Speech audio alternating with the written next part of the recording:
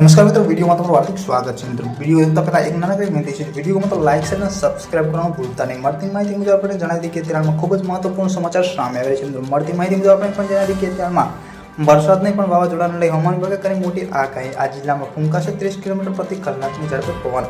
મળતી માહિતી મુજબ આપણે પણ જણાવી દઈએ કે કાળઝાળ ગરમી વચ્ચે હવામાન વિભાગે વધુ એક આગાહી સામે આવી છે। મિત્રો રાજ્યમાં આગામી 7 દિવસ તાપમાન યથાવત રહેવાની આગાહી કરવામાં આવી છે, જ્યારે આગામી 3 દિવસ રાજ્યમાં ભારે પવન ફૂંકવાની પણ શક્યતા છે।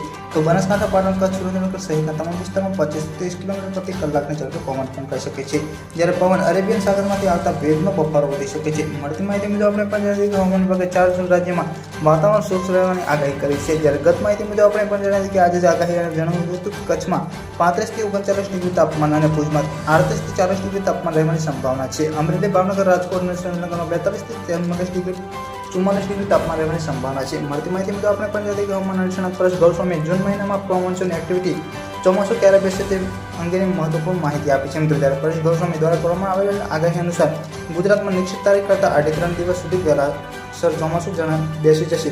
જણાવી દઈએ કે હવામાન વિભાગ રાજ્યમાં ચોમાસું 15 જૂનથી તારીખ નક્કી કરી છે। મિત્રો પલ પલની માહિતી વિડીયો મળતી છે, વિડીયોમાં લાઈક અને સબસ્ક્રાઇબ કરવાનું ભૂલતા નહીં।